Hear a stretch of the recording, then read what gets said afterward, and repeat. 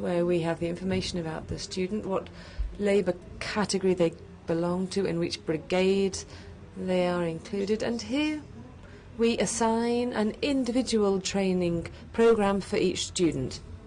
One important aspect in this tool is the possibility of individually planning the training according to the individual's skills and capacities.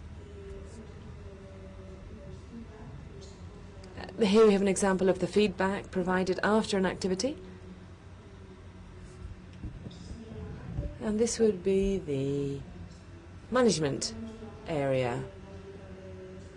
Then we've got CBTs, which is for conveying the procedural knowledge. We've got transmission, repetition. We have activities in 2D through flash animation. We have activities in 3D, which allow us to learn about how to use the machinery and the maintenance. Here we've got some pictures. And another important element, in order for the tool not to be exhausted, well, the editor creates new activities according to the feedback of the students. We've got this, which allows us to create these different types of new activities or exercises to match up the different elements. And for example, this is an exercise that's done on a touch screen. Then we have the virtual reality tool. Here what we can do is work with the students in a real situation. So it's a simulation, and it allows them to practice the activity. We have to highlight the very important work that was done by the CEIT. They had to model 14 machines and tools. Well, they had to model their behavior, and you can see the modules for generating virtual reality environments. We had the physical environment, the land, the grass, plants, and the users helped us. For example, they said, well, this grass doesn't look very realistic, we have to adapt it. And then we have the machinery modeling, geometric elements, also the behavior of the machines,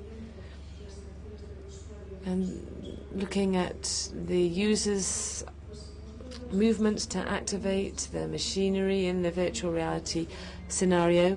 So there's a lot behind this tool. Also, there we had the cognitive module. In addition to simulating, it has to interpret and diagnose the activities that are being done. And it also allows us to gather information about how the tasks are carried out and provides feedback to the user, telling them if they're doing it well or not, or encourages them to do it again, to repeat the activity, to practice and improve. Also, during the execution of this simulation, we can cause incidents in order to train them in decision making. For example, weather conditions, incidents with pedestrians, for example, how they should react, a worker, when someone walks by, or when one of the machines or the tools breaks.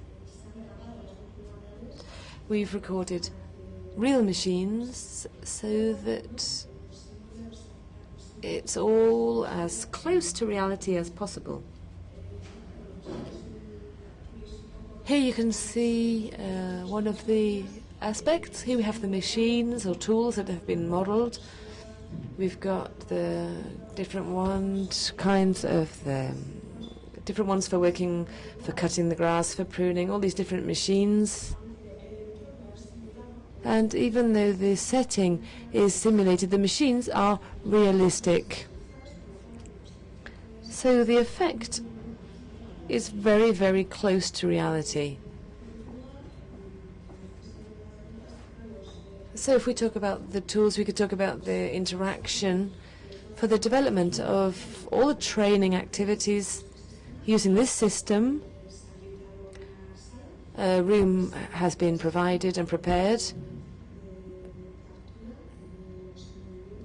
for capturing movements using infrared cameras. There are 8 in total, and there are reflective devices, so the users themselves, their movements are detected by all the cameras so that they can be located within the virtual setting, and the commands, the controls of the machine, well, when they're activated, it's directly associated, and it's just as if they were using the machine in a real situation. And disabled people, in order to enter into this environment, and they have a headset.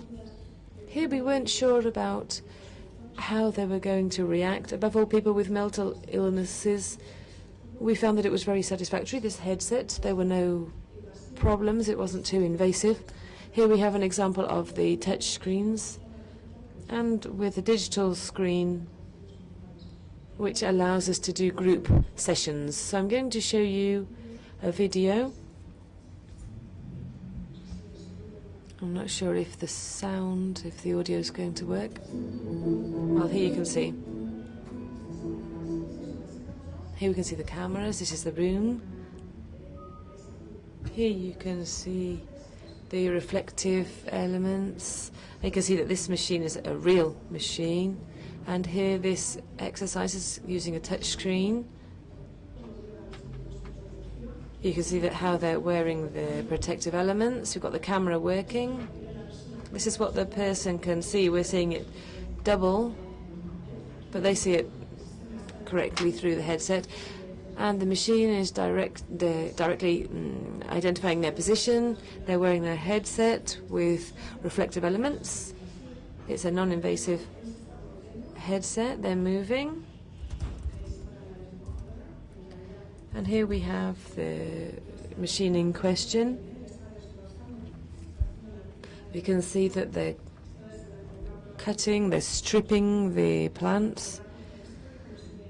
And this is the virtual setting that we can see. That's just one example. So I hope that gave you an idea. We wanted to highlight some characteristics which are quite particular, quite unique in this tool. It's intended for people with mental disabilities. This was something that we were very clear about from the very start. We did an important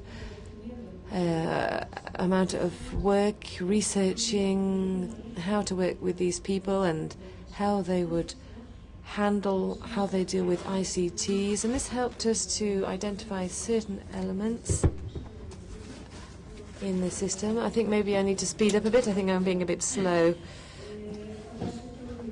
So another important element would be the educational side of things. It's not just a matter of kind of isolated activities. No, it's a whole program. We wanted to personalize this. This is very important. It was personalized training. Everybody is different. Everybody has different needs for their training. And the prior work was to define all of the tasks that we have in gardening and all of the types of workers that we employ. So we had a qualification sheet. So it was whether the worker were independent, whether they needed regular supervision, constant supervision, occasional supervision. So this tool, what it did for us was, well, it meant that we weren't just able to train people who were coming to gardening without any prior experience, but we could train people who were already working with us but had problems with certain activities or forgot certain elements. We could come back to their training and resolve problems according to their specific needs.